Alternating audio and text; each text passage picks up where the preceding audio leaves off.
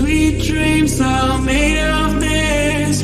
Who am I to disagree? Olá, estou aqui no SEAC, no Festival de Literatura do Centro Espírita Allan Kardec, e agora eu vou bater um papo com o Ademar Lopes Júnior. Ele é escritor e vamos conhecer um pouco mais dos livros dele, obras infantis e infanto-juvenil. Primeiramente, bom dia, Ademar. Bom dia. Como que foi para você essa iniciação no mundo da literatura e o gatilho para escrever para crianças? Eu sempre gostei de crianças, sempre gostei de trabalhar com crianças. Eu já trabalhava na casa, né, no Centro Espírita Allan Kardec, com evangelização infantil, e estou lá até hoje, né? Eu estou desde meados dos anos 80. E aí eu trabalhava na editora, no começo dos anos 2000, e a editora tinha uma demanda, né, um sonho, vamos dizer assim, de ter mais livros, algum livro infantil que eles ainda não tinham, e livros de romance. Eram duas demandas que nós não tínhamos, assim, né? Não conseguimos realizar de jeito nenhum. E aí um dia eu estava conversando com uma amiga ali da editora e me veio uma ideia, mas me veio uma ideia forte, né? A ideia do Vira Virou, que é a história de reciclagem, que é um assunto que eu gosto muito. E a ideia veio praticamente pronta, né? Eu estava conversando com ela e tal, e veio aquela coisa de uma semente que vira árvore, que vira lenha, que vira papel, que vira livro, que vira lixo, que vai virando e volta a ser livro. A gente queria fazer um livro com papel reciclado, que era também um trabalho que a editora na época tinha. Toda a papelaria da editora, né, toda envelopes, ofícios e tal, era tudo feito em papel reciclado, né?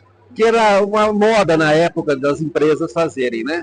E eu tive a ideia de fazer um livro com papel reciclado para dar essa caracterização mesmo, né? De confirmação de que é possível você trabalhar com a reciclagem e ter bons resultados. E foi isso. Então foi o primeiro livro que nós fizemos na editora Allan Kardec. Muito bom livro. Depois dele, aí as ideias começaram a brotar, né? Veio a ideia da água, né? A importância da água, então veio a Nadine. Sempre histórias voltadas para assim, meio ambiente, conscientização, educação, né? Não são livros doutrinários, né? Não são livros que vão trabalhar com a doutrina espírita diretamente, mas indiretamente está trabalhando com valores, né? Valores de conservação, valores de trabalho, né? Então são valores importantes, caros para nós, para a doutrina. E uma pergunta, você sofreu críticas, então, de que trabalhar com criança hoje é muito difícil, porque tudo envolve essa questão da doutrinação. Você recebeu críticas, e se você recebeu, como que você lidou? Críticas literárias, você diz? Isso. Não, graças a Deus nunca recebi. Só elogios, né? Claro, nós temos pessoas que gostam, pessoas que não gostam do livro, né? Mas isso aí é normal. Mas as crianças gostam bastante, o livro foi bem trabalhado, inclusive em escolas. Esse do Vira Virou foi trabalhado aqui na Doctus, em Campinas, né? Eles gostaram muito da proposta do livro. E acho que críticas, assim, não, acho que nós só tivemos incentivos, né? Legal, Ademar. Me chamou muito a atenção pela capa, acho que o livro denota muito a capa. Sim, a capa ajuda bastante. A roupa nova da bruxa Frederica. Esse aqui, e aí eu fui Esse ouvir. É um livro meio assim, meio ousado, né? Ousado porque nós estamos trabalhando com a ousadia de uma pessoa de mudar. Ela precisa mudar, mas quase todas as minhas histórias têm essa pegada de você ter que ir para frente, você ter que evoluir, você ser convidado a evoluir de alguma forma, alguma coisa te dá um empurrão. O empurrão da bruxa Frederica foi um convite que ela teve para uma festa das bruxas, né, uma convenção das bruxas, e ela ficou muito feliz, né, porque todo ano ela ia, tal, mas naquele ano específico ela não estava muito à vontade com as roupas dela, que eram todas iguais, roupas de bruxa, e ela queria causar, ela queria fazer algo diferente. Como todos nós, um dia na vida, precisamos mudar aquilo que está velho em nós, aquilo que não está valendo mais a pena ser reproduzido, né? Então era um convite que veio para ela para participar de uma mudança, na verdade, não era só uma festa. E aí ela vai atrás desse sonho, né? Ela procura saber se ela pode mudar primeiro, Quem de nós não pode mudar? Todos nós podemos mudar. Se for para melhor, melhor ainda, né? E ela foi procurar se ela tinha autorização para poder usar uma outra roupa, para ser outra pessoa, sem deixar de ser bruxa. E aí é o que acontece, ela vai atrás das roupas, ela escolhe uma roupa completamente diferente, ela vai à festa, ela causa, obviamente, muita estranheza, né, entre as suas companheiras, né, das outras bruxas, que ficaram morrendo de inveja dela, porque elas também queriam ter uma roupa diferente, sem deixar de ser bruxa. Então, assim, a gente precisa, às vezes, ter coragem, e essa história é uma história de coragem, é uma história feminina, porque eu quis escolher uma personagem feminina, porque eu normalmente não tenho personagens femininas nos meus livros, né? Eu queria uma bruxinha corajosa, uma bruxinha que fosse elegante, corajosa, ela é muito bonita também, né? E teve um gatilho que você fez você criar essa bruxa?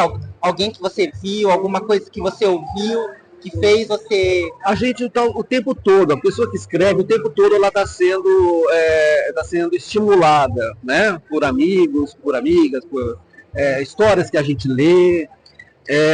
Não tive nesse caso um fato específico, uma pessoa específica. Mas a gente sempre se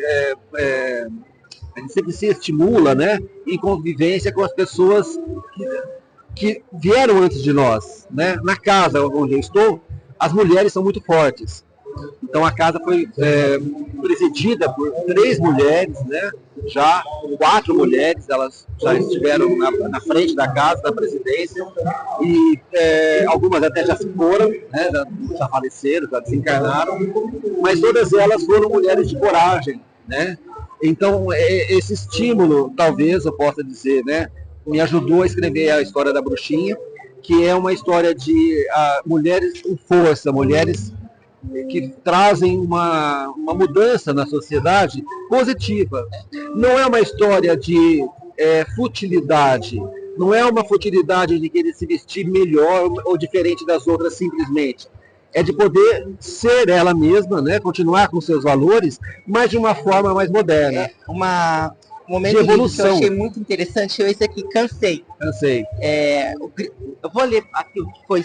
O grito de desabafo foi tão alto, tão forte e tão verdadeiro que as paredes até tremeram. O gato de pelo eriçado fugiu miando pela porta da cozinha fora e o urubu Adamastor se acordou do seu sono, clima poleiro. Ou seja, se a gente for trazer acho que isso para a vida real, né? Você precisa gritar, talvez, dar um grito de eu preciso mudar, né? Então, talvez a fábula ela seja mais realista do que a gente possa imaginar, né? Essa é aquela fala, né? A gente sabe, a gente ouve outras pessoas dizerem, né? Que quando as coisas têm que acontecer, elas já estão prontas para acontecer. Basta a gente ter a coragem que elas aconteçam, né? De tomar atitude, de fazer mesmo. E ela teve. O Leão Hipólito e a Chuva de Estrelas. Esse para você talvez tenha sido o mais marcante? Esse é um livro que eu gosto muito, né? Essa história é uma história que eu fiquei bastante tempo querendo fazer o livro, mas não foi o primeiro livro que eu fiz. Mas a história estava escrita há bastante tempo. E ela veio de uma inspiração, de uma frase que está numa das obras do Kardec, né, de que as estrelas, né, de que sob o comando divino, né, os espíritos do Senhor, quando eles tiveram que trazer a revelação espírita para os homens, eles vieram como uma chuva de estrelas. Então aquilo para mim foi assim, isso aqui é uma história infantil, eu pensei. Isso aqui dá uma história infantil. Então, obviamente, o Leão Hipólito é o leão, né, é o Kardec, então o nome dele era Leon Hippolyte, né? A chuva de estrelas são os espíritos, na verdade, né? Os espíritos que trouxeram a terceira revelação, o espiritismo. E claro que eu me inspirei no mito da caverna, do Platão. Né? Óbvio, não é uma história original total, mas é uma história inspirada no mito da caverna. Você transformou o mito da caverna, que hoje é um tema mais universitário, sim, para criança. Isso é muito importante. Não foi o primeiro, né? O Chico Xavier, obviamente, também tem uma história do peixinho vermelho, né, que também é inspirado no mito da caverna. Mas não é assim uma questão de trazer, inspirar, puxar. Não, as coisas nascem meio que... Eu acho que as verdades são eternas, né? Então o mito da caverna é uma verdade eterna. A gente precisa... É um convite, né? Mais uma vez, aquela coisa de você sair da sua zona de conforto, de você sair daquele lugar comum que você está vivendo e ousar, né? Ousar evoluir, aceitar que a evolução é necessária.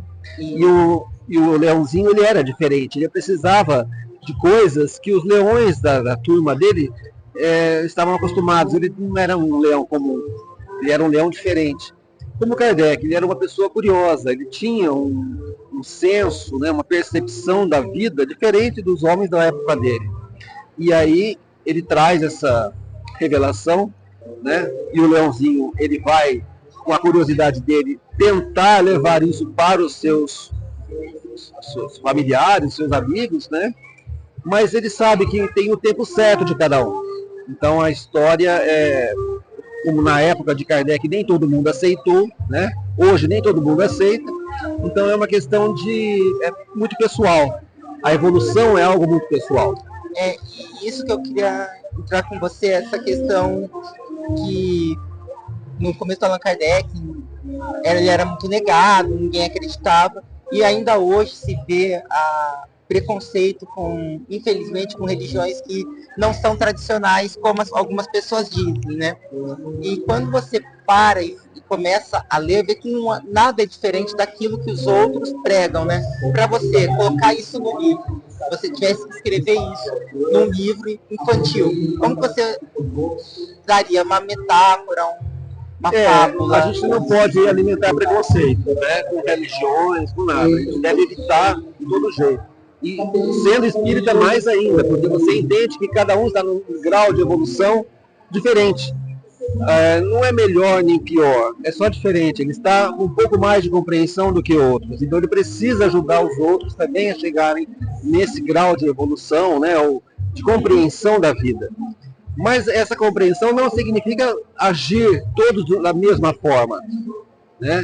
Nós estamos falando de moral, nós estamos falando de valores. Então, se esses valores eles se expressam de uma forma, numa determinada religião, com rituais, com algumas coisas que nós não temos, não significa que eles são piores ou menores do que nós, né? Significa que são diferentes. Então, assim, escrever sobre isso é muito complicado, assim, para criança, porque você corre um risco muito grande de ser mal interpretado. Mas é uma coisa necessária você falar. A gente fala muito das aulas que eu dou lá na evangelização, a gente trabalha muito com a questão de inclusão, né? Eu trago histórias e trago informações de outras religiões, às vezes, para fazer comparações, né?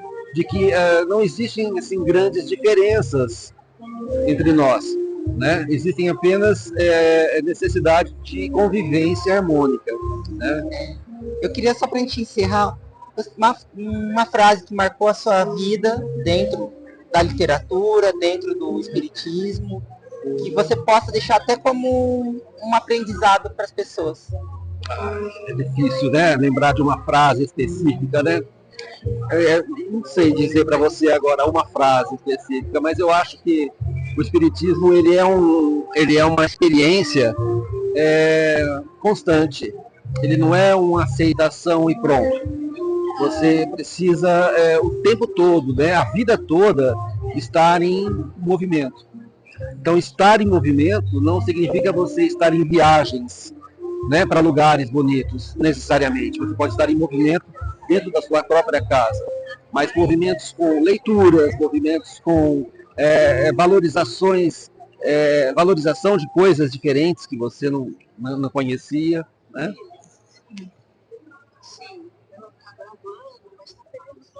Eu elimino depois. Então, pode parar a gravação? Pode. Só vou fechar aqui com ele. Legal. Gente, esse aqui foi o Ademar Lopes Júnior. Ademar, muito obrigado. Eu que agradeço, Lili. Os livros são maravilhosos. Muito obrigado. Parabéns. Muito obrigado. Eu que agradeço. Tchau. Pode.